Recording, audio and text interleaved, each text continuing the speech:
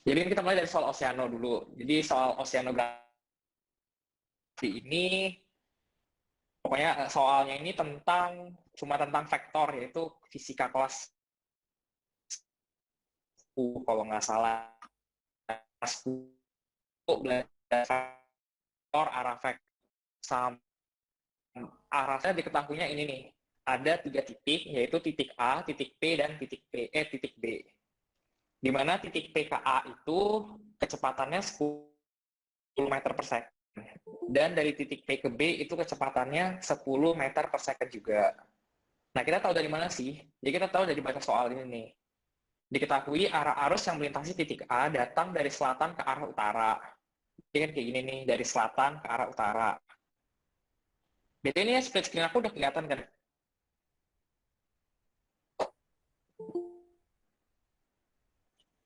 Yang aku tulis udah kelihatan kan teman-teman?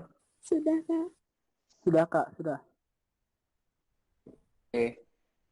Nah, terus di soal case tahu nih N 180 derajat is dengan kecepatan 10 meter per second.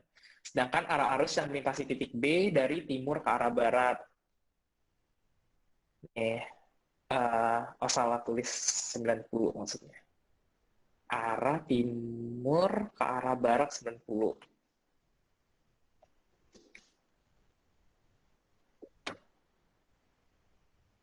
Nah, ya udah. Terus sekarang pertanyaannya yang A. Resultan arah arus bergerak dari mana ke mana dan resultan kecepatan arus sebesar apa? Nah, jadi konsep yang kita pakai itu sebenarnya cuma ini doang, konsep dari vektor. Yang ada dua, yang satu vektor segitiga sama jajar genjang. Cuma di sini aku pakainya yang jajar genjang. Nah, jadi yang jajar genjang ini konsepnya, uh, kalau kalian lihat itu ini yang pertama ini ngomongin arah, terus yang ini ngomongin vektor, besarnya vektor maksimalnya. Nah, jadi kita lihat nih, ada titik B, dan titik R. Titik A itu titik 1, titik B itu titik 2, dan titik R itu vektor R, maksudnya vektor R itu merupakan ya titik yang ini, titik yang apa sih? Titik resultan dari A dan si B ini. Nah, kita pakai rumusnya ada dua. Untuk yang bagian A, yang A itu pakai rumus ini, dan yang B itu kita pakai rumus yang ini. Yang pertama itu resultan arah itu pakai aturan sinus. Kayaknya udah belajar di kelas 10 ya, kalau nggak salah. Nah, jadi resultan arah ini rumusnya vektor R per sin sudut A, sudut alfa. Sin alfa itu merupakan sudut antara A dan B. Yang ini. Terus sama dengan vektor A per sin alfa 1, yaitu yang ini. Jadi sudut antara vektor A dan vektor dari si resultannya. Terus yang terakhir itu sama dengan vektor B per sin alfa 2. Sin alfa 2 itu merupakan sudut yang terbentuk antara si B, si vektor B, dan si vektor resultan.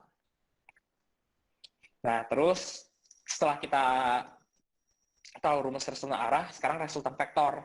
Nah, resultan vektor itu rumusnya vektor R sama dengan akar dari vektor A kuadrat ditambah vektor B kuadrat ditambah 2 dikali vektor A dikali vektor B dikali cos theta. Cos theta atau cos alpha sama aja. Di sini cos aku pakainya si alpha. Jadi ntar yang kita pakai itu merupakan si yang ini. Nih, kalau kalian lihat. Yang sudut antara si A dan si B. Nah, terus sekarang kita masuk ke soal yang pertama. Jadi yang soal pertama itu kan gambarnya lebih kurang kayak gini nih, ntar.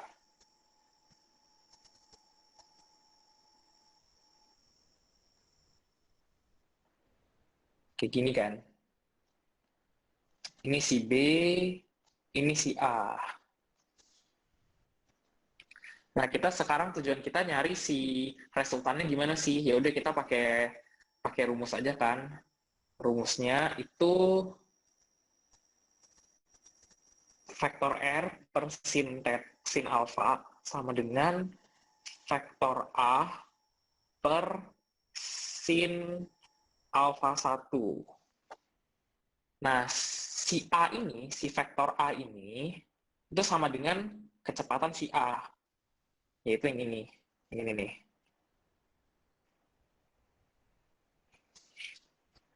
Terus, sin alfa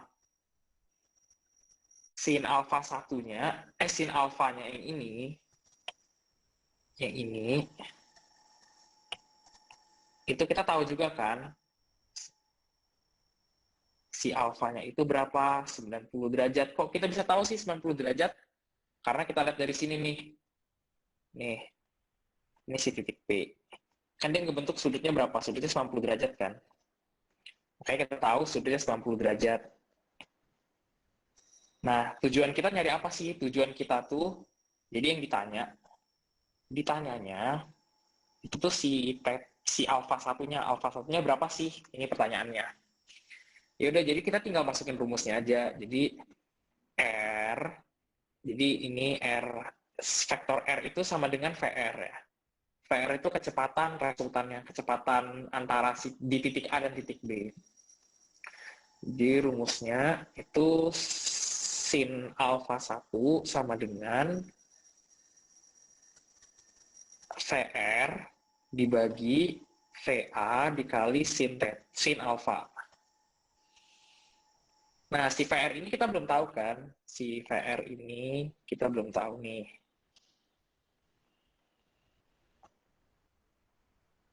Nah, caranya gimana? Cara kita dapetin VR-nya ini.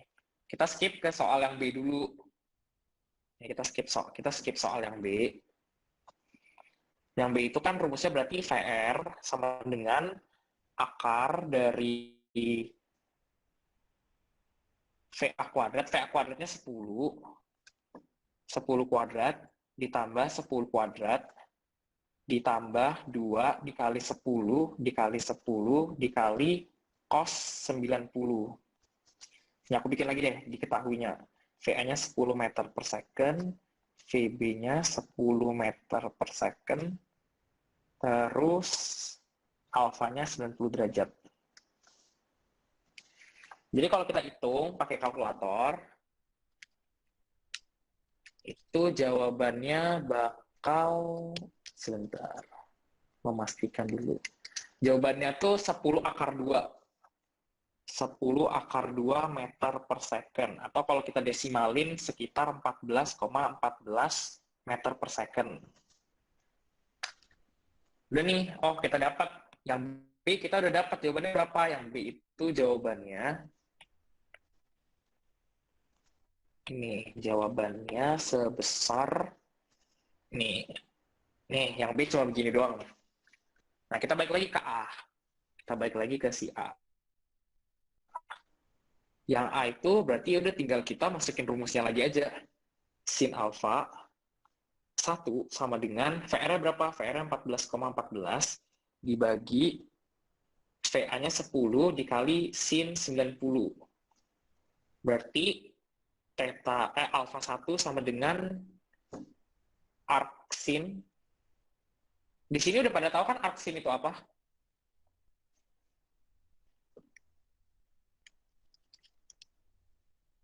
Halo? Atau masih ada yang belum tahu sama arc sin itu apa? Udah tahu, Kak. Oke. Jadi arc sin itu sama dengan sin pangkat minus 1. Yaudah, jadi theta 1 sama dengan arc sin 1,414.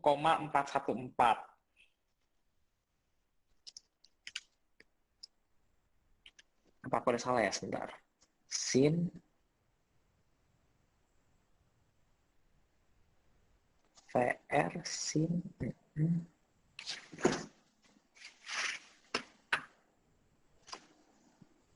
Sebentar ya, seperti apa ada kesalahan sedikit di bagian yang A.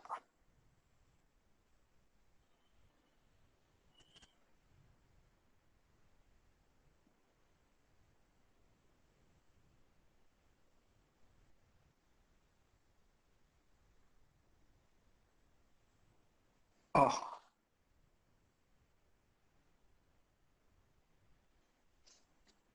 yang ini salah.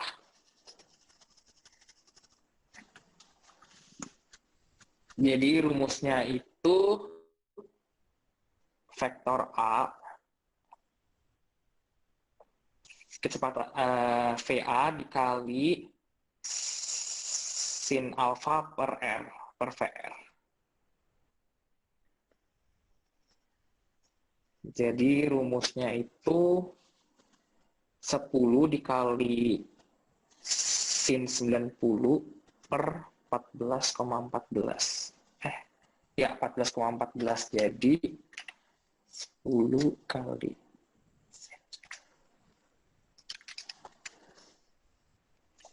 sin 0,71. Nih, jadi jawabannya theta 1 sama dengan 45,23 derajat.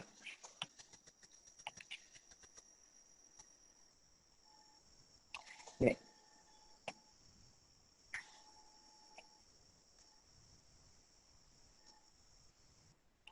Nah, jadi ya udah. Jadi cara kita ngejawabnya untuk soalnya, yang B kan kita udah tahu nih resultan kecepatan arusnya berapa. Berarti resultan kecepatan arusnya adalah 14,14 meter per second. Nah, sekarang kita tinggal nyari yang A. Yang A itu ternyata jawabannya kita nggak bisa langsung pakai si 45,23 derajat tadi. Karena ditanya itu resultan arah arus bergerak dari mana ke mana. Jadi kan kita tahu nih 45 derajat berarti kan sekitar ke sini kan. Nih, dia bakal ngebagi rata gini. Nih. Jadi udah kita tahu kan arahnya dari mana, kita tahu arahnya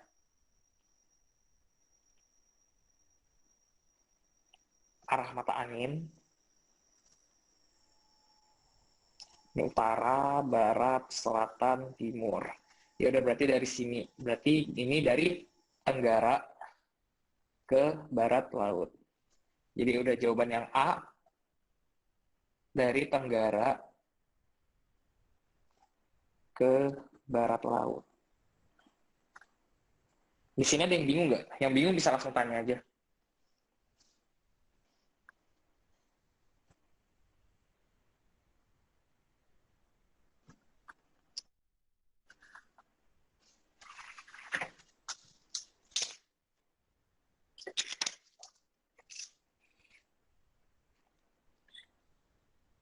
Kalau mau di screenshot juga boleh.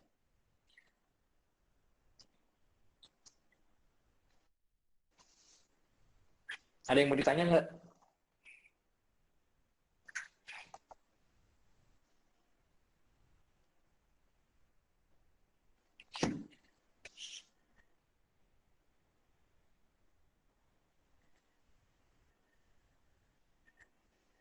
Paham, Kak. Oke.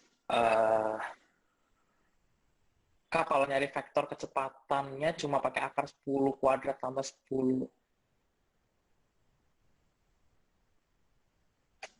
Kak, kalau nyari vektor kecepatan cuma pakai akar 10 kuadrat tambah... Oh, nggak apa-apa kok. Soalnya kan, bentar ya, soalnya kan kita tahu nih kalau misalnya si cos 90 itu kan 0. Nggak apa-apa kok. Yang penting rumus awalnya itu vektor A kuadrat ditambah vektor B kuadrat ditambah 2 dikali vektor A dikali vektor B dikali cos alfa. Tapi kalau misalnya kamu udah tahu alfanya 90 itu ya udah, kalau cos 90 0, ya udah nggak apa-apa, nggak usah dipakai. Soalnya kalau kamu pakai langsung itu ini dia pakai metodenya metode vektor segitiga, temannya yang si jajar genjang. Kalau aku pakainya si jajar genjang. Soalnya caranya bisa dua. Kalau yang aku pakai itu yang jajar genjang. Jajar genjang itu kalau mencari resultan arahnya harus pakai aturan sinus. Tapi kalau kalian pakai aturan segitiga, vektor segitiga, kalau nggak salah namanya itu tinggal tan B per A, tan alfa sama dengan vektor B per vektor A. Kalau aku nggak salah gitu. Ntar hasilnya sama. Lagi. Ini udah pada SS semua belum? Soalnya aku mau lanjutin ke soal yang astronomi. Yang astronomi agak sedikit brainstorming. Tapi nggak susah sih. Sebenarnya astronomi itu nggak susah. Sebenarnya kalau menurut aku sih gampang, cuma perlu sedikit ya sedikit ini sih, sedikit pemahaman konsepnya gitu. Sorry, soalnya aku pakai iPad jadi nggak bisa lihat sekalian gitu. Udah nih, sekarang kita masuk yang astronomi.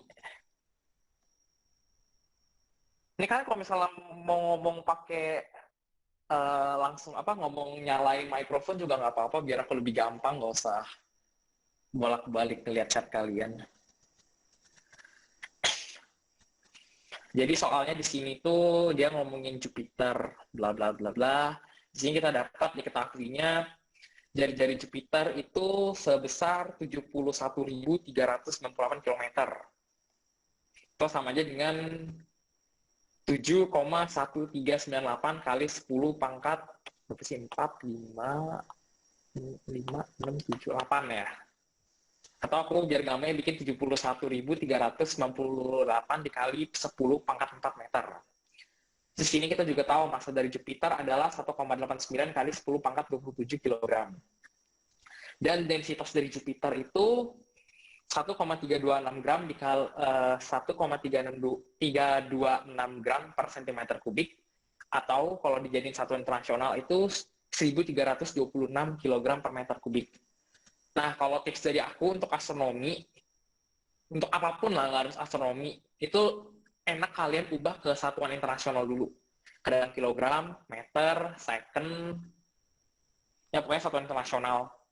Kecuali yang kalian udah tahu, misalnya kayak paralaks trigonometri, itu kalian kalau atasnya satuan internasional, kalau kalian pakai yang bagian atasnya itu satuan astronomi atau astronomical unit, bawahnya bakal jadi parsec kayak gitu.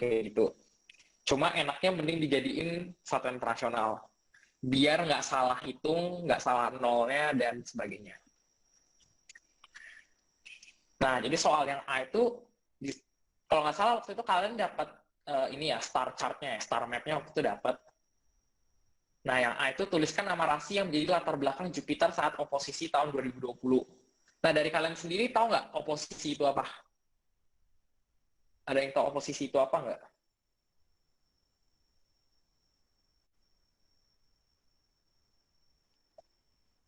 Mau balas di chat juga nggak apa-apa, aku lagi baca chat juga.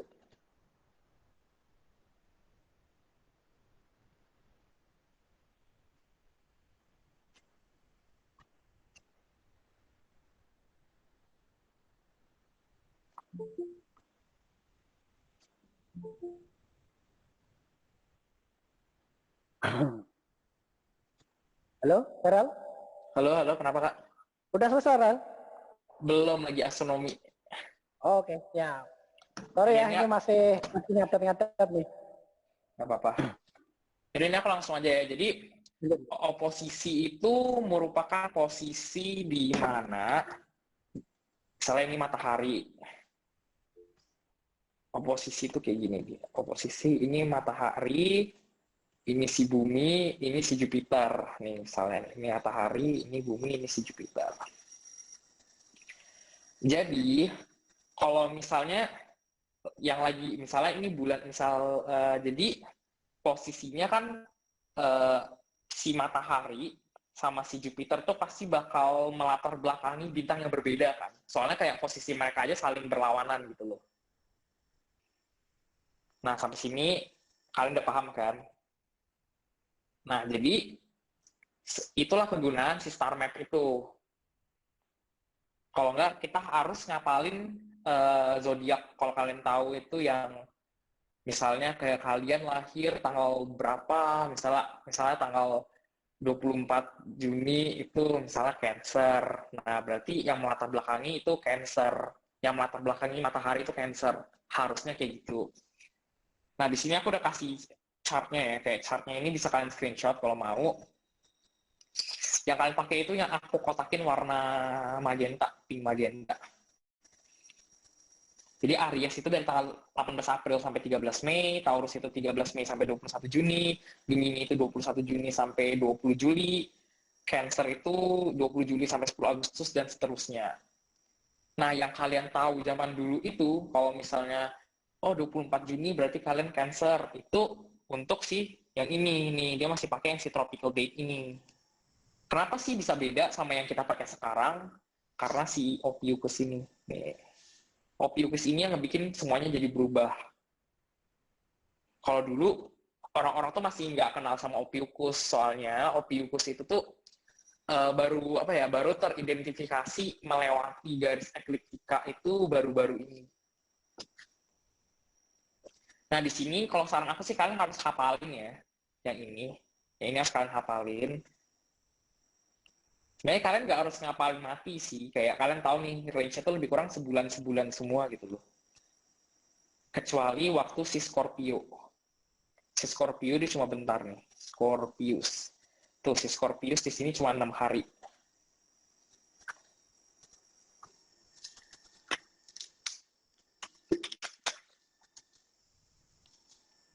Nah, jadi dari sini ya udah kalian tahu nih, misalnya oh di soal ini kita dapat nih data dari narasi, dari wacana. Oposisi Jupiter itu terjadi pada saat tanggal 14 Juli 2020. Oh ya udah berarti 14 Juli itu lagi rasi apa sih 14 Juli? Oh ternyata 14 Juli itu rasi Gemini. Berarti rasi Gemini. Berarti 14 Juli itu lagi di rasi Gemini. Matahari lagi di Gemini nih. Aku kasih stellarium aja. BTW ini stellariumnya udah kelihatan kan?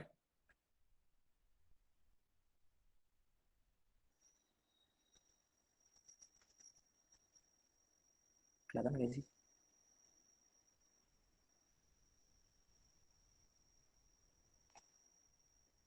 Kak Faisal ini udah kelihatan kan stellariumnya? Udah, Rel. Oke.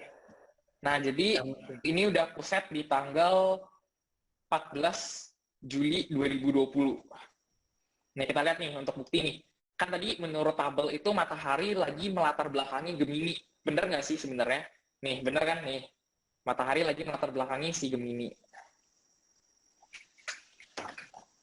Nah, terus kita dapat data lagi nih. Pada saat tanggal 14 Juli 2020, ternyata Jupiter itu lagi berada oposisi, merupakan sedang berada pada posisi oposisi. Di mana oposisi itu berlawanan dengan si matahari. Jadi kalau matahari sedang melatar belakangi Gemini, berarti si Jupiter itu bakal berada di baliknya. Jadi misalnya mataharinya lagi terbenam, ya udah berarti si Jupiternya lagi terbit kan. Ya udah berarti kita tinggal tambahin sekitar 6 sampai 7 rasi. Kenapa? Karena kan total rasi kita ada rasi zodiak itu kan ada 13. Berarti kalau misalnya matahari lagi di Gemini, berarti kita tambahin 6 sampai 7 rasi bintang kan buat tahu posisi Jupiter. Ya udah kita tambahin nih. Tambah 1 Cancer, tambah 2 Leo, tambah 3 Virgo, tambah 4 Libra, tambah 5 Antares, tambah 6 Sagittarius. Oh, ternyata bener kan nih. Kita tambahin 6 sampai 7. Oh, ternyata si matahari si Jupiternya sedang berada di rasi Sagittarius. Ya udah berarti yang si A udah langsung bisa kejawab. Yang A itu berarti Sagittarius merupakan latar belakang dari Jupiter. Jadi jawabannya adalah untuk yang A jawabannya adalah Sagittarius.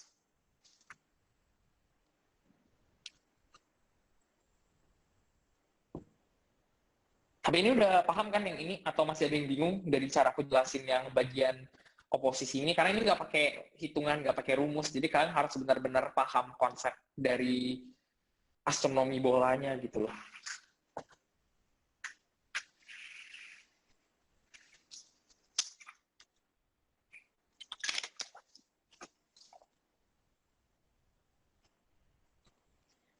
Oke, paham.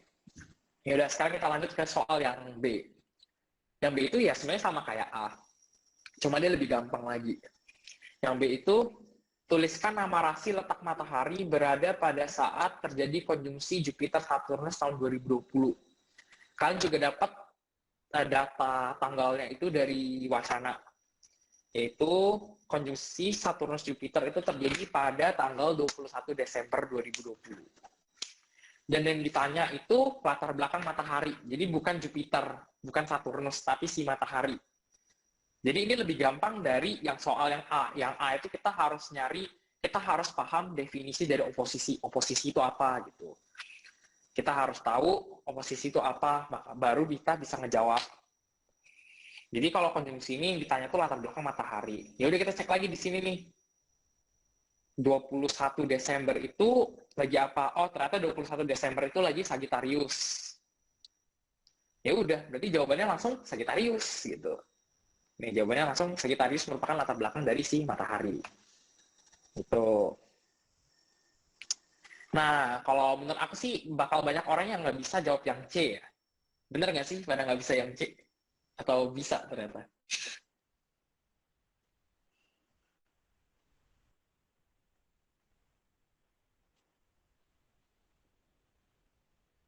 Saya nggak bisa dong, Kak. Iya, yang C ini, iya yang C itu sebenarnya rumusnya cuma ini. Aku yakin pasti kalian pernah kenal sama rumus ini. Pasti pernah pakai rumus ini. Dan banyak, memang aku dengar dari orang memang banyak nggak bisa yang itu sih. Memang banyak orang nggak bisa jawab yang itu karena balik lagi kayak aku bilang, memang kita harus ke konsep. Kita harus paham konsep lah. Nah, yang D itu sebenarnya ya tinggal perbandingan sih, gampang sih. Karena bapaknya juga baik sih. Menurut aku Pak Iksan yang bikin soalnya lebih baik. Dia langsung kasih rumus gitu. Karena biasanya kalau waktu aku pelatnas itu nggak pernah dikasih rumusnya. Jadi kita harus ingat rumusnya kayak 2,33 terus 2,34 bla bla bla gitu harus kita ingat. Jadi udah cara kalian kerjainnya ya udah tinggal masukin aja rumus ini. Kita tahu nih, tujuan kita tuh nyari periode sinodisnya. Terus kita tahu nih periode sideris matahari itu periode sideris bumi itu 365,25 hari. Dan waktu sideris konjungsi dari konjungsi Saturnus Jupiter itu 4.383 hari. Ya udah, jadi sekarang tugas kita tinggal masukin aja rumus ini.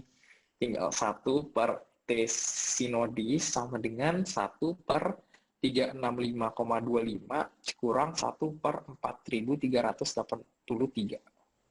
1 per T sin sama dengan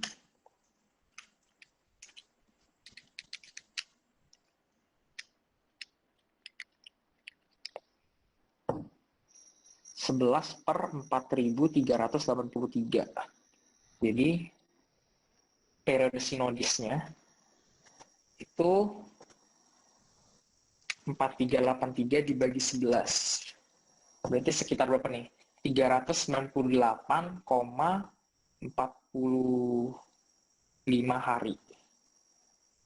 Ini udah terserah nih. Kita buletin ke bawah aja ya. Udah kita buletin ke bawah, jadi 398 hari.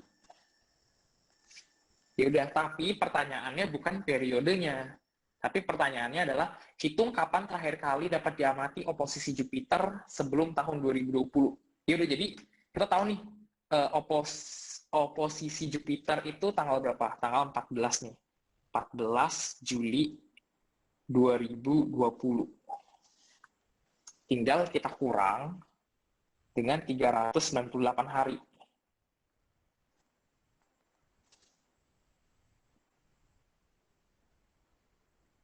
Nah, ya udah kalau kita kurangin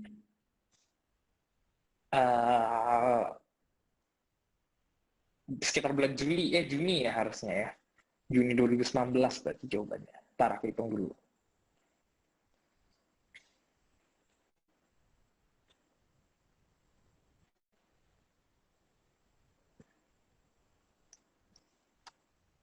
Kira-kira udah dapat jawabannya belum?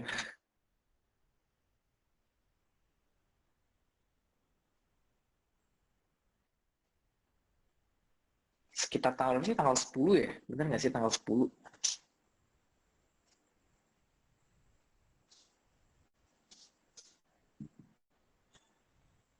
Ya pokoknya kalian bakal dapat tuh sekitar tanggal 10 sampai 11 Juli itu sih harusnya. Atau mungkin biar aman sih 10 sampai 13 sampai 12 deh, sampai 13 ya, 13 Juni 2019. Bener nggak? Kalian udah hitung, udah coba ngitung belum?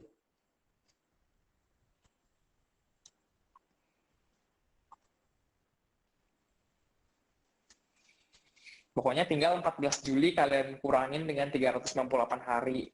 Anggap aja setahun, itu setahun tuh karena ini tahun kabisat, jadi 398 dikurang 366. Berarti udah berapa hari nih? Udah tinggal sisa 32 hari lagi. Jadi Juni itu 30, berarti tanggal 12 ya jawabannya ya. Berarti sekitar tanggal 12 Juni 2020. 2019.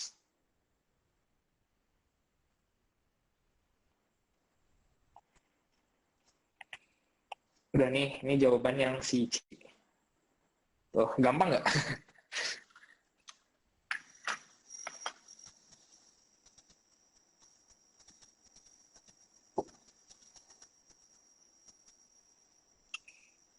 Dari sini udah pada paham belum jadinya? Atau masih ada yang bingung?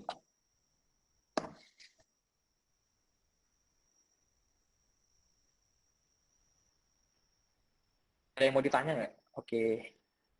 Yang lain udah paham, udah oke. Ini di screenshot dulu boleh sih kalau mau.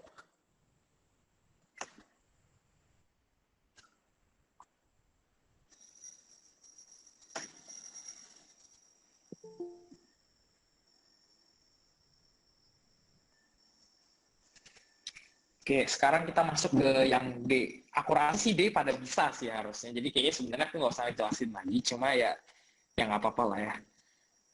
Diberikan data satelit, ya udah kita udah dapat nih jari-jari Jupiter berapa, masa Jupiter berapa, masa jenis Jupiter berapa, sama yang terakhir itu si D itu kita dapat dua data baru lagi.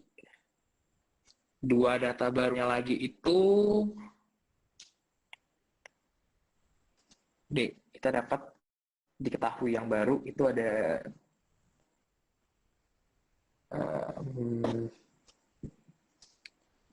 D. D apa nih? D Amalthea. D Amalthea itu 181.366 km. Sama kita dapat data lagi densitas dari dan memiliki, oh ya sama ini nih, si Amalthea. Densitas dari Amalthea berapa? 0,857 gram per cm kubik atau 857 kg per meter kubik. Terserah mau kalian jadi satu internasional atau enggak. Kalau aku ngambil aman jadi internasional. Soalnya ntar kan di rumusnya juga tinggal perbandingan kan. Tapi terserah kalian lebih nyamannya pakai yang mana.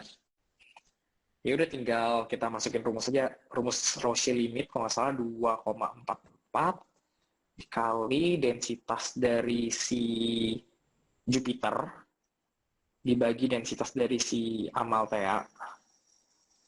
Terus pangkat sepertiga dikali jari-jari dari si Jupiter. Jadi udah tinggal masukin 2,44 dibagi berapa nih tadi? 1326 857. Oh ya buat yang nggak tahu, pangkat sepertiga itu sama aja dengan akar pangkat 3. Yang ini akar pangkat 3, buat yang nggak tahu. Jari-jari dari Jupiter itu 71398 kali 10 pangkat 4 meter. Ya udah tinggal kita masuk, benar kan? 38, oke. Jadi tinggal kita iniin aja 2,44 dikali 1326 857 pangkat 1/3 dikali 71398 kali 10/4.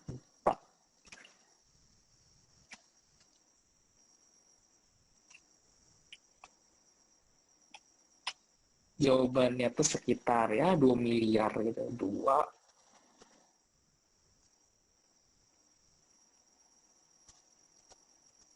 meter. Terus si Amalthea ini kita ubah jadi ke kilo, jadiin ke meter. Berarti kilometer ke meter 4 kali 18, 136, 6,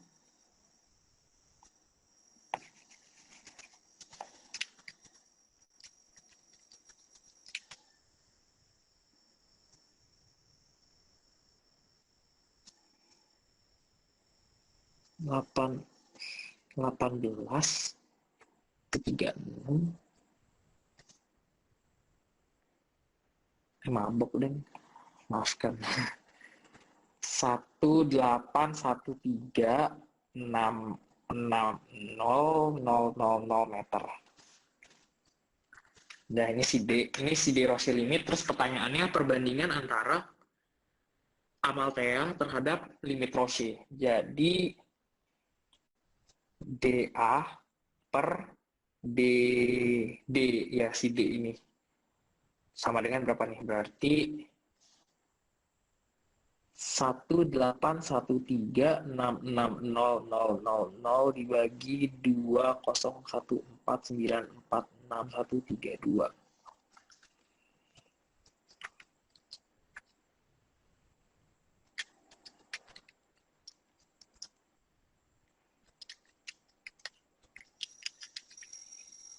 Dan nih, kalian dapat jawabannya sekitar 0,9. 0,9. Tapi pertanyaannya disuruh nyatakan dalam persentase. Persen. Ya udah, berarti 0,9 dikali 100%. Jadi jawabannya adalah 90%. Jawaban akhirnya.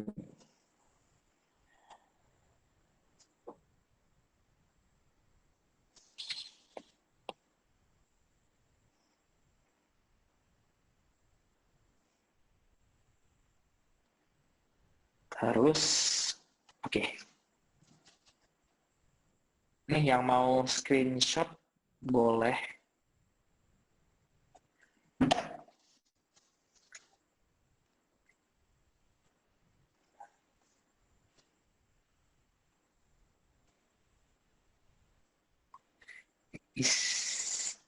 Isian keyboard gak enak.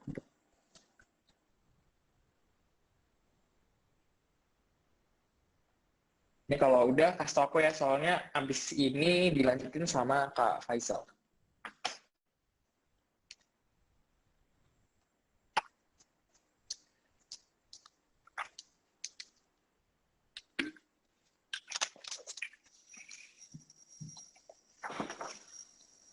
Kak Faisal? Ya, gimana, Ral? Ini aku udah sih yang soal OC sama Astro aku udah. Kalau Kak Faisal mau lanjut boleh. Oke. Terima kasih ya teman-teman, semangat di KSN dan semoga lolos. Oke, aku matiin screen recordnya dulu. Oke, gimana teman-teman? Cukup jelas penjelasan dari Kak Feral? Jelas, Kak. Jelas, Kak. Jelas ya? Oke, ini sekarang saya bikin nggak jelas sekarang. Siap-siap pusing sama hitung-hitungan geologi ini. Tapi ini saya ke ini dulu aja ya, meteo dulu aja ya. Oke, meteo ini gampang banget ya teman-teman ya. Masih ingat? Ini kan kita punya ini ya, data luas wilayah 700 km persegi. Dan juga tingginya ini, kolomnya ini sebesar 20 mm. Jadi kalau teman-teman masih ingat ya, kalau kita kembali, saya mau bahas dulu sedikit tentang konsep curah hujan teman-teman. Nah, curah hujan ini apa itu curah hujan, masih ingat? Katakan saya punya ini ya, punya kolam. Ini kolam ya. Nah, ini kolam bentuknya ini deh. Saya punya kolam bentuknya seperti apapun bentuknya bebas. Ini saya bikin bentuknya kotak. Ini kolamnya kayak gini, bentuknya kotak. Sekarang ini saya bentuk balok nih. Nah, yang dimaksud oleh apa curah hujan itu apa sih? Ini ya, tinggi kolom air yang ada di sini nih, kolam nih. Sekarang ini tinggi kolom airnya di sini. Ada air menggenangi kolam hingga membentuk tinggi kolom. Nah, tergenang segini ya. Bentuk tinggi kolom besar H. Nah, ini yang dinyatakan sebagai curah hujan. Artinya apa? Oh, saya punya, katakan ini bentuknya kolam nih, Kampung Tritunggal Jaya ini bentuknya kolam yang luas areanya 700 km persegi. Dia punya tinggi kolomnya hanya ini sebesar 20 mm. Nah, pertanyaan saya, berapa total air hujan yang jatuh dalam liter? Artinya kan tinggal kita ubah. Nah, 1 liter tuh berapa tuh kalau kita jadikan dalam satuan metrik apa ya? Dalam sentimeter kubik atau desimeter kubik atau meter kubik. Berapa tuh yang paling enak tuh kita bikinnya nih? Desimeter kubik ya. Jadi 1 liter itu sama dengan 1 desimeter kubik. Maka di sini yang harus kita, biar enak kita ngitungnya, kita tinggal hitung nih. Luas areanya kita jadikan desimeter persegi. Nah, ini tingginya, tinggi curah hujannya kita jadikan juga dalam desimeter. Nah, luas areanya jadinya berapa teman-teman? 700 km persegi. Jadi berapa desimeter persegi? Turun berapa tangga teman-teman? Kilometer persegi ke desimeter persegi. Turun. Kalau kita ke tangga ini ya, tangga metrik, apa namanya? 6. Apa nih? Kilometer persegi.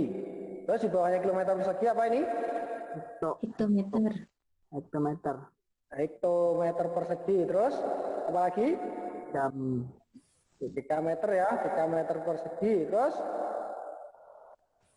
Desimeter. persegi. Lalu di sini jadi desimeter persegi. Ada berapa tangga nih turunnya nih? 4. Berapa nih? 1, 2, 3, 4. 4 tangga ya? Benar nggak nih?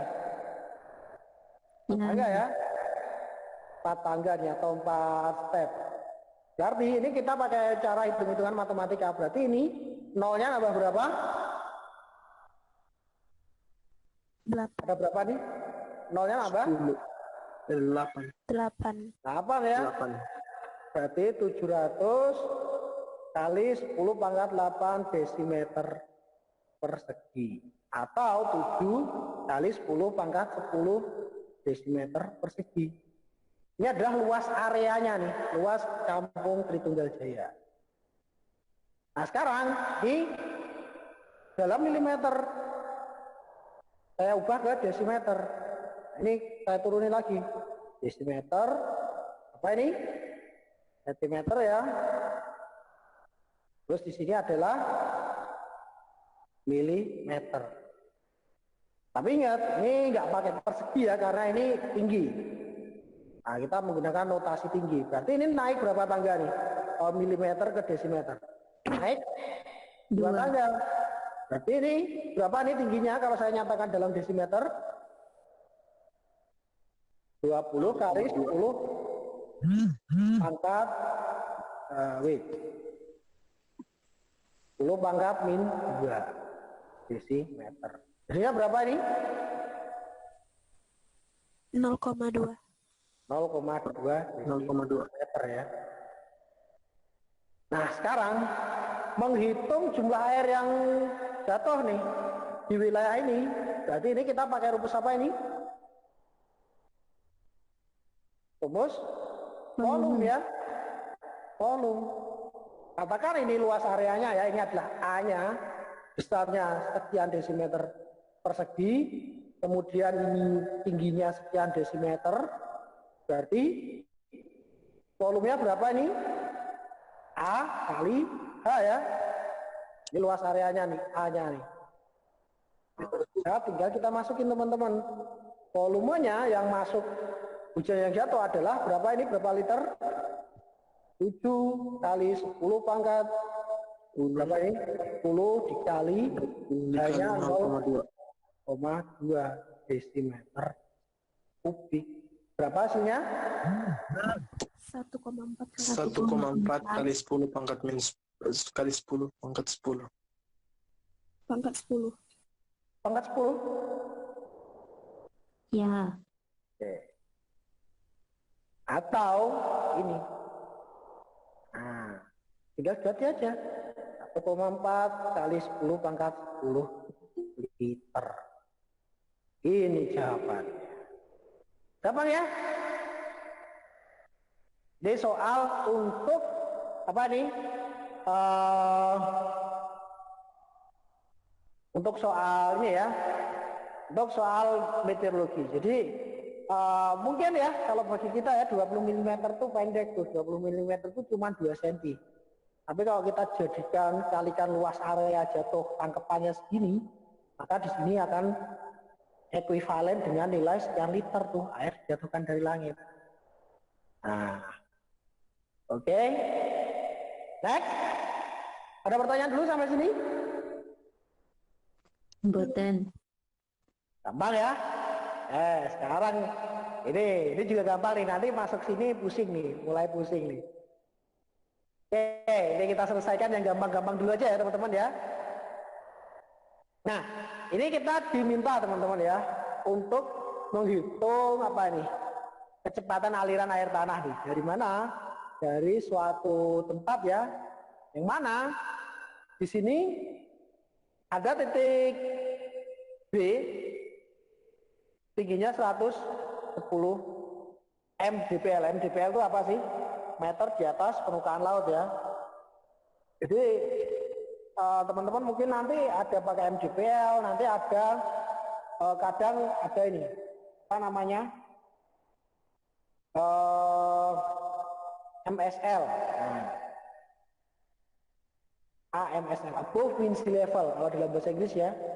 Nah, mean sea level itu muka air laut.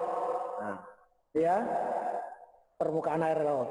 Di 110 meter di atas permukaan laut dan di titik A tingginya adalah 100 meter di atas permukaan laut.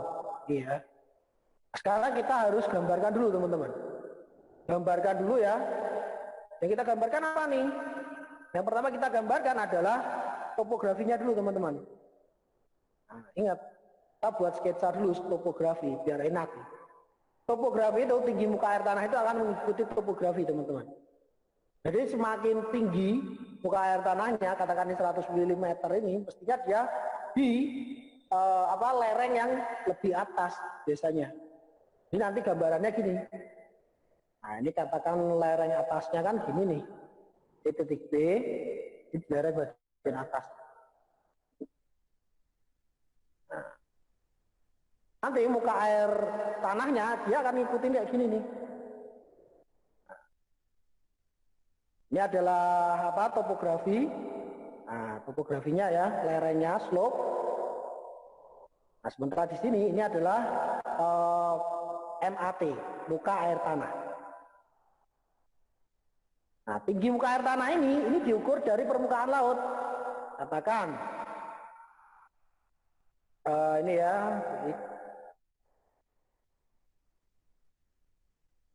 Ini muka air laut rata-rata nih, ketinggian 0.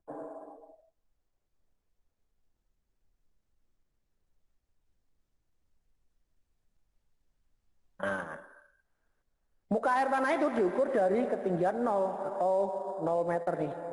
Muka air laut atau mean sea level. Ini yang nanti kita hitung nih. Nah, ini adalah tinggi muka air tanah. Hanya berapa? Oh, di sini B ya, hanya adalah 110 meter. Sementara di titik A, yang ada di sini ya, ini titik A ya, hanya adalah berapa nih? Berapa hanya? Ini HB ya.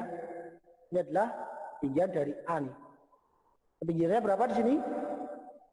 100. 100 meter. Maka di sini nanti kalau kita hitung teman-teman ya, kita akan mempunyai apa nih?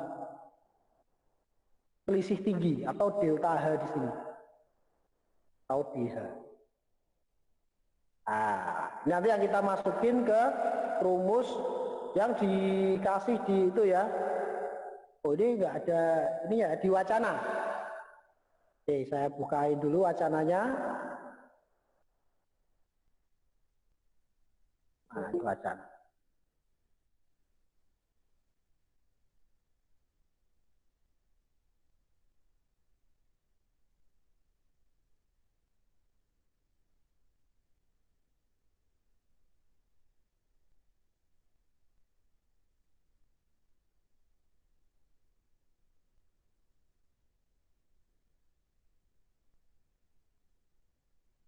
Oh, enggak dikasih ya di wacana ya? Ada di Ada kunci, Kak. soal. Di nomor berapa? Soal nomor berapa? Ada yang hukum Darcy itu. Hukum Darcy. Wih. Jadi hari teman-teman yang belum hafal juga ini ya. Yang mana nih? Hukum Darcy.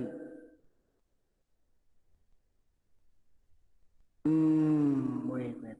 Ini aja saya tulisin aja deh. Hukum Darcy itu ini ya rumusnya apa teman-teman?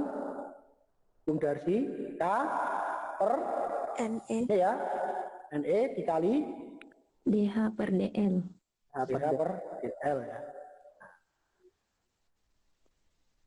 Ini rumus dasarnya. Nah, kita kan di sini udah dikasih nilai K-nya kan? K sekian. Terus kemudian NE porositas efektif ini ya 20%. Nah, kita di sini nggak punya nilai DH nih, tapi kita bisa tahu nilai DH dari mana? Dari ini. Selisih ketinggian di sini. Berapa nilai DH-nya? 10. Meter. Sementara DL-nya berapa nih? DL ini adalah jaraknya teman-teman. Jarak antara kedua titik. Ini nih. Ini kedua titik A sama B. Ini jarak horizontalnya ya. Ini adalah berapa nih? 1 km. 1 km.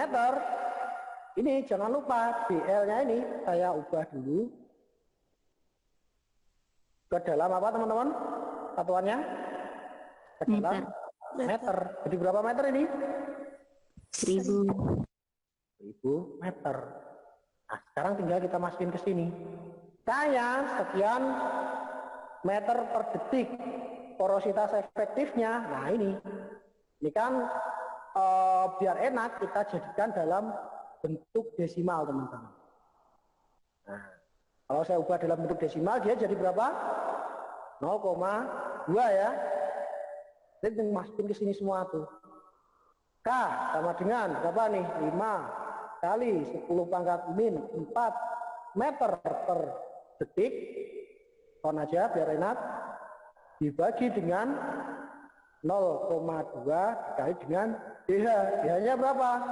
10 meter dibagi dengan DL. DL-nya 1000 meter. Maka nilainya berapa teman-teman? Ini 1/100 ya. Jadinya berapa nih?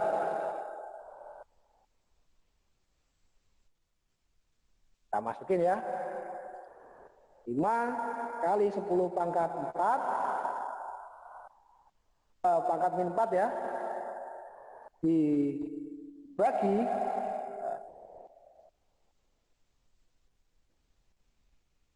bagi berapa ini? 0,2 dikali 100. Ya. 5 kali 10 pangkat min 4 dibagi. Ini kan saya udah eliminir ya nolnya, jadi 0,2 kali 100. Hasilnya adalah 2,5 kali 10 pangkat min 5. Satuannya apa ini? Meter per sekon. Kon ya. Nah, di pertanyaan di soal yang ditanyakan apa nih? Per hari. Kecepatan per hari. Maka ini saya ubah dari second ke hari. Jadi saya kalikan berapa ini? 2,5 kali 10 pangkat min 5 dikali 1 hari 24 jam. 1 jam berapa detik? 3.600 detik. Kali 24. Nah, ya. Berarti sama dengan berapa nih? Sekian meter per detik. 2,16. 2,16. 2,16. Nah, ini kalau teman-teman udah hitung ya. Dapat. Siapa aja yang betul jawabannya? Setelah di akhir Mas. Diem semua nih, nggak pengen ditawa nih. Nanti pada tahu. Wah ini jawaban betul nih, ancaman nih. Oke. Pada diem-dieman. Oke, gampang ya ini ya.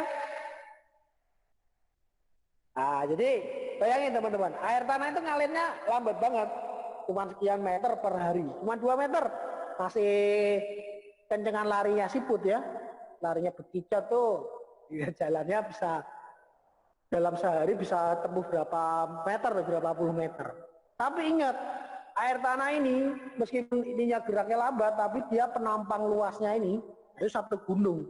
Berapa meter persegi itu penampang air yang digerakkan tuh. Makanya debitnya ini nanti kita bisa hitung ini kecepatan. Nanti kita hitung, misalnya nanti ada ini ya, suruh menghitung debit sungai. Debit sungai jika, nah ini ya, debit mata air, sorry bukan debit sungai. Debit mata air. Jika, ini saya tambahin ya teman-teman, buat teman-teman latihan nih. Jika ternyata di bawah ini kita punya kecepatan aliran ini 2,16 meter per hari. Nah sekarang, jika saya punya penampang mata air ya, mata air ini penampangnya adalah luasnya katakan 2 meter persegi. Nah, ini ya. 2 meter persegi. Dengan mata air nih. Saya punya sumur ngebor luas 2 meter persegi. Maka berapa nih debit air per harinya? Debit air per hari. Jika diasumsikan ini air tanahnya bolong di sini nih. Jadi ini nanti tinggal dikalikan. I sama dengan A, luas penampang ya, ini A. Nah, dikali dengan ini. Dikali dengan ini V, kecepatan aliran. Ini. Berarti kalau saya punya 2 meter kubik, ada kecepatan debit airnya, mata air itu adalah 2 meter kali 2,16 meter kubik per detik. Nah, tahu berapa liter? Tinggal saya ubah meter kubik ke desimeter kubik. Berarti ini sama dengan 4,32 meter kubik per detik. Atau saya ubah ke dalam liter jadi berapa ini? Dikali dengan 1000 ya, meter ke desimeter. Berarti 4.320 liter per detik. Nih, ini kalau diumpamakan di lereng ini, nah, ada mata air nih. Katakan ini ada cekung di sini ya, sehingga menoreh muka air tanah di sini. Nah, ini kan jadi mata air nih di sini. Ada lembah di sini. Ini keluar jadi mata air. Nah, mata airnya ini debitnya sekian. Katakan ini luas penampangnya adalah 2 meter persegi. Oke, ini kalau nanti teman-teman soalnya dimodifikasi ya, suruh menghitung menghitung debit aliran, ini teman-teman harusnya udah bisa. Oke, perlu dicatat ada kecepatan yang kalau di sini kan ditanyakan kecepatan aliran ya. Nanti ada debit aliran. Debit itu sama dengan luas penampang dikali kecepatan aliran. Itu. Oke. Cukup pada pertanyaan teman-teman?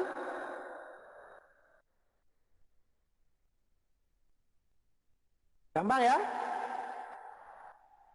Nah, sekarang soal terakhir dan agak rumit dikit. Sebenarnya nggak terlalu rumit sih, tapi agak rumit dikit. Ini kita di peneliti ini, nah ini masih sama nih, penelitinya masih sama nih, membuat profil kondisi geologi di soal. Diperoleh singkapan seperti ini nih. Nah, diketahui masing-masing ini dia terdiri dari apa nih batuannya. Ini adalah aluvial ya yang paling atas, kemudian di bawahnya ada batu lempung, kemudian di sini ada batu pasir. Nah, ini batu pasir ya.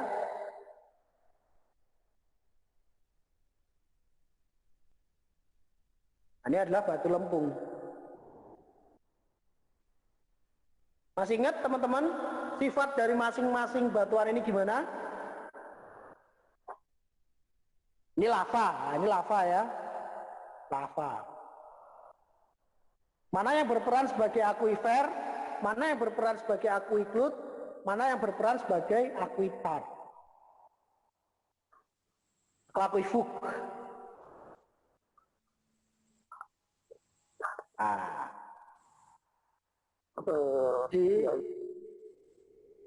Gimana? Akuifernya batu pasir. Akuifernya batu pasir. Akuiklutnya Batu lempung. batu lempung. Akuifuknya Lava. Lava. Oke teman-teman, di sini semuanya udah paham terminologi akuifer, akuifuk, akuiklut? Sudah, Lumayan. Kak. Lumayan mah. Udah, ada yang belum paham? Udah paham semua? Aku udah. Oke, kalau udah kita lanjut langsung nih.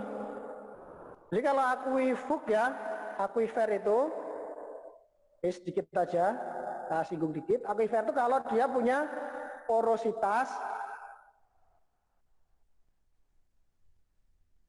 dan permeabilitas yang tinggi. Kedua-duanya tinggi. Nah kalau akuiklut, dia punya porositas tinggi, tapi permeabilitasnya rendah. Sementara kalau akuitar, dia porositasnya rendah dan otomatis permeabilitasnya juga rendah. Sementara kalau akuifuk itu dia mempunyai apa nih? Relatif pejal. Jadi porositasnya 0. Porositas maupun permeabilitasnya mendekati 0. Contohnya apa nih? Akuifer, dia porositas itu jumlah porinya, jumlah rongga yang ada di dalam batuan. Sementara permeabilitas adalah kemampuan batuan ini untuk mengalirkan fluida atau mentransmisikan fluida, air dalam hal ini, air, hidrokarbon dan sebagainya. Itu permeabilitas.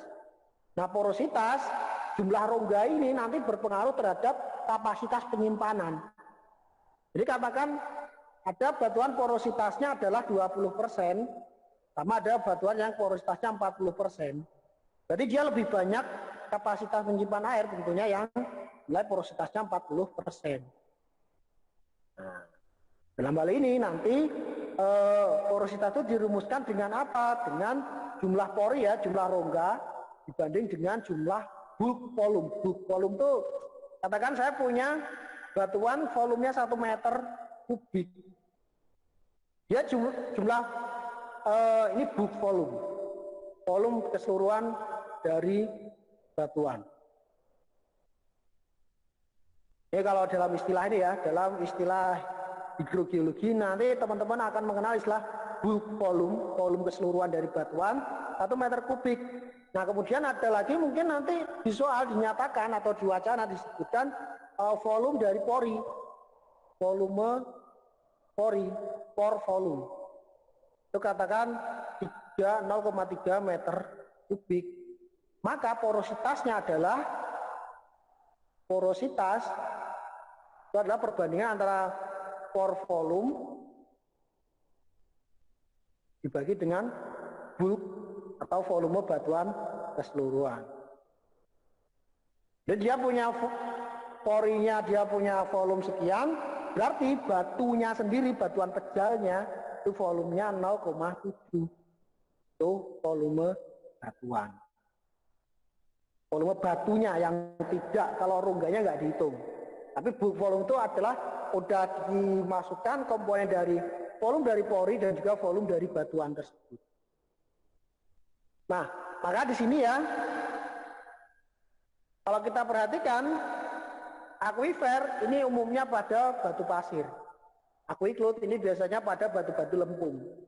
Aquitard biasanya ini pada batu-batu apa namanya lanau dan sebagainya tuh. Atau batu-batu yang batuan beku atau batuan yang intinya dia punya pori-pori yang dikit. Pada batuan beku yang terkekarkan dikit itu aquitard. Kalau aquifug biasanya pada batuan beku atau batuan kristalin.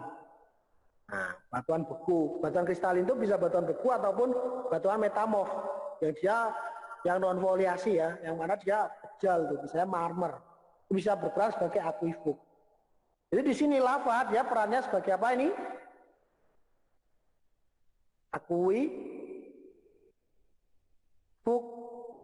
Sementara di sini batu lempung perannya sebagai aquifug.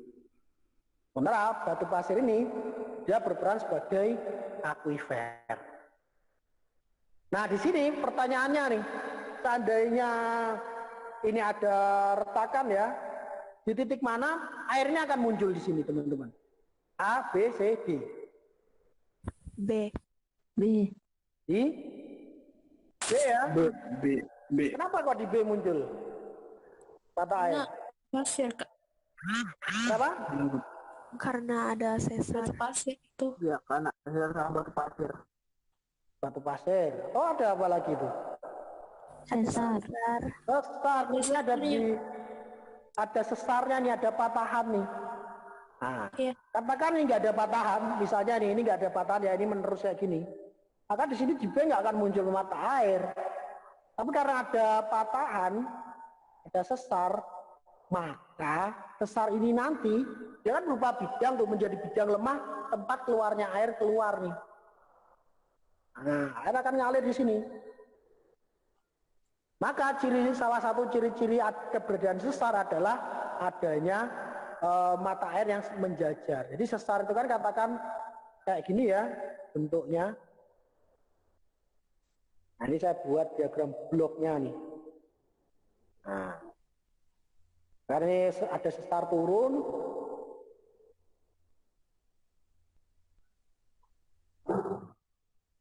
Nah, ini katakan di sini adalah apa ini?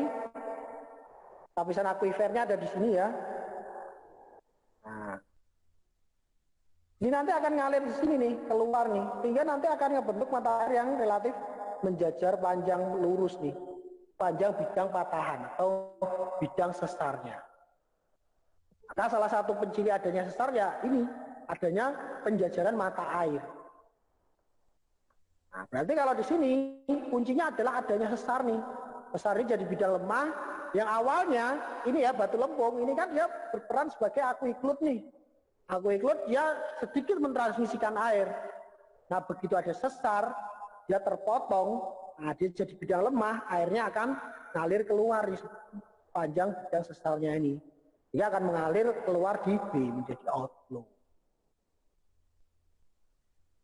Oke? Clear teman-teman sampai sini? Clear. Benar, Mas. Oke, sekarang ini saya bersihkan dulu untuk kita mencari jawaban soal berikutnya nih. Ini agak panjang sedikit, tapi sebenarnya gampang, simpel, teman-teman. Oke, sekarang berapa ketebalan lapisan aquiclut? Nah, lapisan aquiclut itu yang mana sih? Yang ini ya, lempung ya. Ini saya bersihkan semuanya dulu aja. Lapisan aquiclut, berarti ini ya, lempung ini aquiclut nih. Jadi teman-teman harus sudah dapat sense-nya ketika ditanya aquiclut, nyambungnya mesti ke lempung, harusnya nih ya.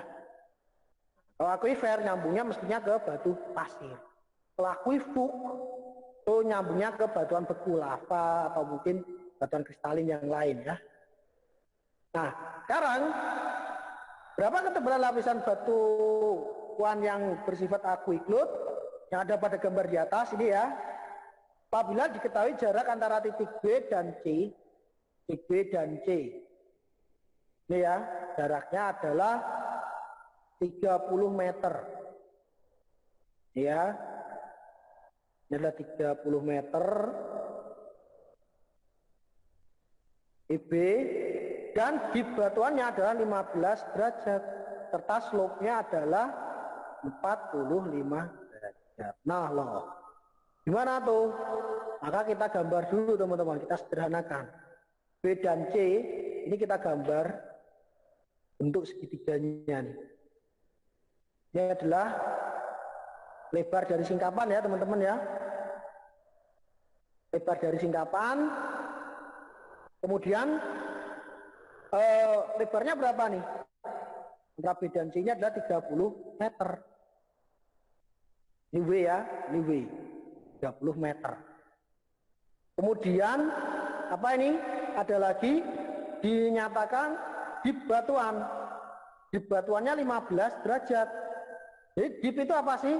Kemiringan batuan terhadap bidang horizontal ya. Katakan ini bidang horizontalnya nih. Bidang horizontalnya.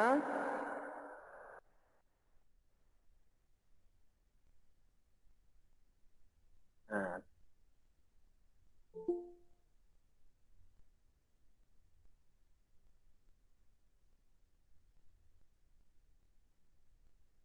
Ini bidang horizontal. Dipnya yang mana sih? Dipnya yang tentu ya, ini ya perpotongan antara bidang horizontal dengan bidang lapisannya ini. Jadi yang ini nih, ini adalah dip ininya nih. Dip batuannya. Nah, ini dip nih. Sementara slope ini adalah kemiringan lereng. Ke C sama B nih. Kemiringannya berapa? Ini adalah slope. Ini dip. Ini adalah dipnya. Nah sekarang kita ketahui slope-nya besarnya berapa teman-teman? Besarnya slope adalah 45 derajat. 45 derajat. Dipnya berapa dipnya? 15 derajat. 15 derajat. Ini 15 ya. Nah sekarang saya diminta untuk mencari ketebalannya berapa sih? Ketebalan lapisan. Ketebalan itu yang ini teman-teman. Nah.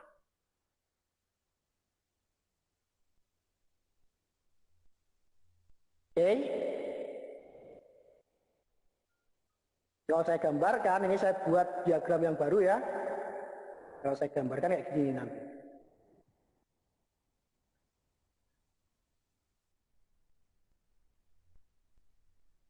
Biar lebih enak, diagramnya saya gambar baru aja.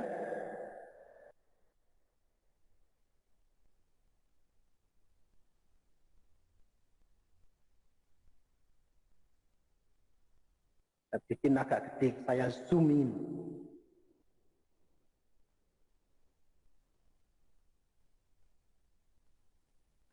Ini ya.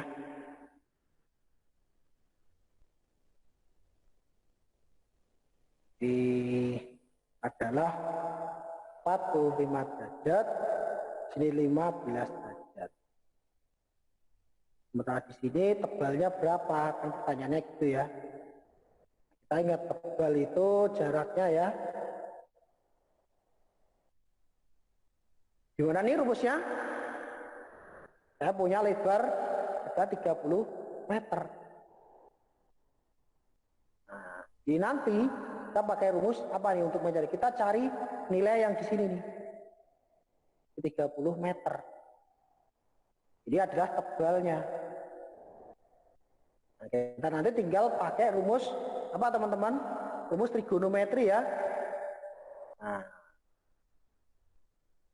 dengan rumus T sama dengan 30 meter nih, W ini.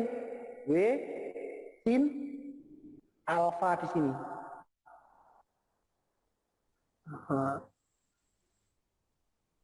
Nah, alfanya berapa? Kita hitung. Kita hitung dulu teman-teman. Kita hitungnya dari mana? Kita buat garis bantu teman-teman. Garis bantu yang sebenarnya adalah garis horizontal nih. Atau bidang horizontalnya nih. Garis bantu yang merupakan proyeksi dari bidang horizontal ke sini. Tujuannya apa? Untuk mencari hubungan antar sudut. Nah, kita pakai rumus matematika sederhana. Ini kan berapa nih?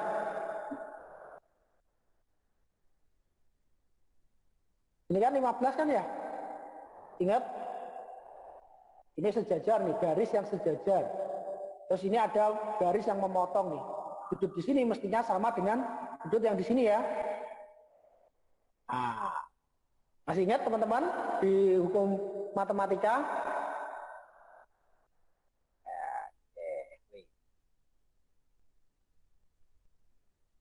Sudut yang saling apa nih? Berhadapan atau berkebalikan.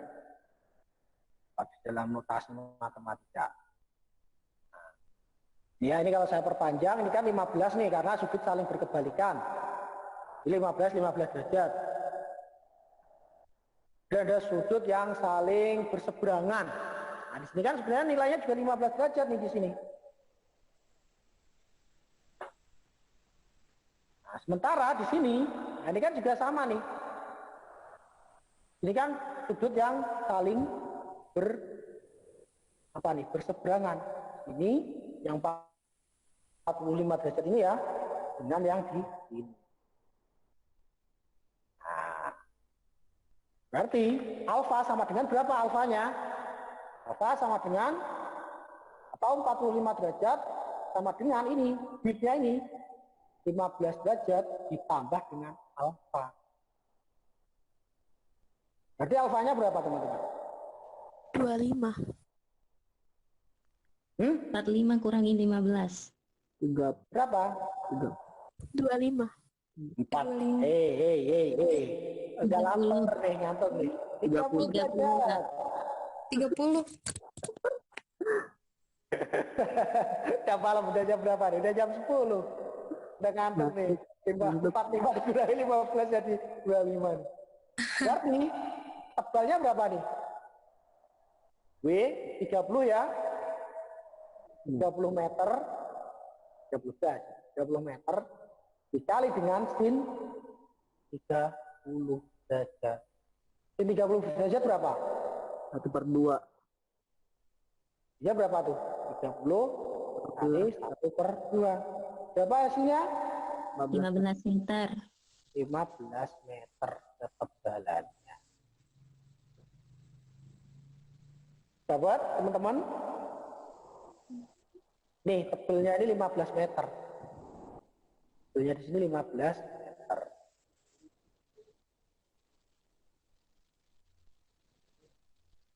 Nih, itu ya. 15 meter. Oke? Clear sampai sini guys? Sekarang soal yang paling gampang. Urutkan proses biologinya. Ini kan paling yang agak sulit yang ini ya, yang B ini ya.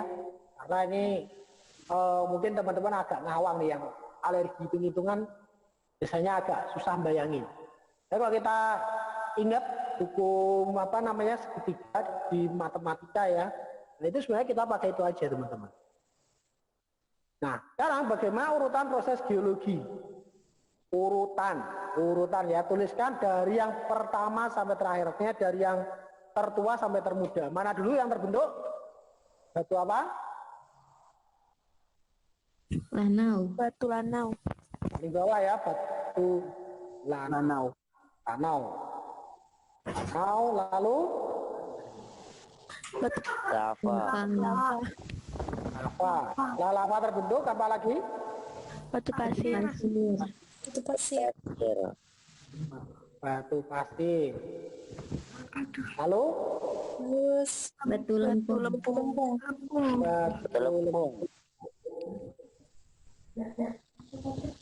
Lalu apa nih? Setelah Sesar. batu lempung. Aluvial. Sesar aluvial. Sesar Sesar atau aluvial dulu? Aluvial dulu. Besar turun dulu. Sesar dulu deh, Kat. Ayo. Kenapa kok sesar dulu? Karena aluvialnya nggak kena. Sesar Besar dulu. nggak. Kalau yang jawab aluvial? Karena aluvialnya ikut turun. Iya, ikutin aluvialnya. Iya kak, karena aluvialnya itu kan terbentuk dia setelah sesar terjadi. Kalau sebelum sesar terjadi itu enggak seperti itu bentuknya. Oke, coba. Saya bersihkan dulu ya ini ya, coret-coretan di sini ya. Iya.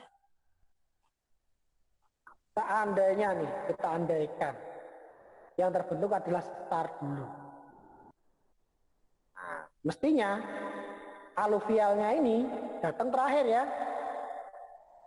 Kalau dia datang terakhir harusnya aluvial nutup atau mengubur sesarnya. Nah, katakan ini aluvialnya nih akan mengubur sesarnya nih. Kalau aluvialnya datang terakhir. Logikanya nih ya. Nah, dia akan nutup ini.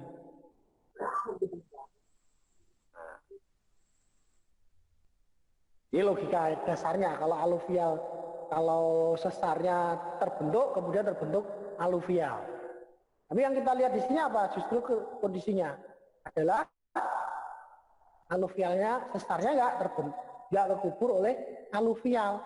Sehingga secara logika duluan mana? Aluvial atau sesarnya? Aluvial. Aluvial. Aluvial. Sesar. Sesar terbentuk terakhir. Salah.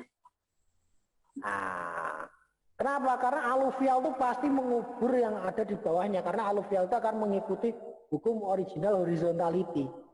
Dia akan mengubur secara horizontal. Dan ini apa namanya? Mengubur secara horizontal. Sehingga apapun yang ada di bawahnya akan ikut terkubur. Ya harusnya aluvial dulu, baru sesar. Tapi kalau di sini kenyataannya sesarnya ini tidak tertutup oleh aluvial. Beda nanti kalau case-nya gini teman-teman. Case-nya nih misalnya di foto ini gambarkan apa namanya ini aluvialnya ngubur atau nutup sesarnya ini. Nah, ini berarti sesar dulu baru aluvial. Tapi kenyataannya di penampang yang kita lihat adalah sesarnya ini nggak motong aluvial atau justru aluvialnya ini justru dialah yang tertoreh atau terpotong oleh sesar. Oke, clear teman-teman sampai sini? Clear, Mas. Iya. Hukum apa nih? Sekarang pertanyaannya, hukum apa aja yang berlaku di sini? Hukum geologi yang berlaku? Superposisi. Superposisi. Lalu? Lateral. Original horizontality. Original horizontality. Lateral. Cross-cutting. Ini. Nah, cross cutting antara mana dengan yang mana? Antara B sama E. Sesar turunnya. Itu antara sesar dengan batuan-batuan yang ada nih. Dia cross cutting. Saling memotong. Yang mana di sini? Aluvialnya dipotong. Ciri-cirinya mana kok bisa aluvialnya dipotong? Ya kita lihat. Nyatanya aluvial nggak ngubur sesarnya ini. Harusnya kalau aluvial datang belakangan, mestinya sesarnya terkubur. Oke? Oke, Mas.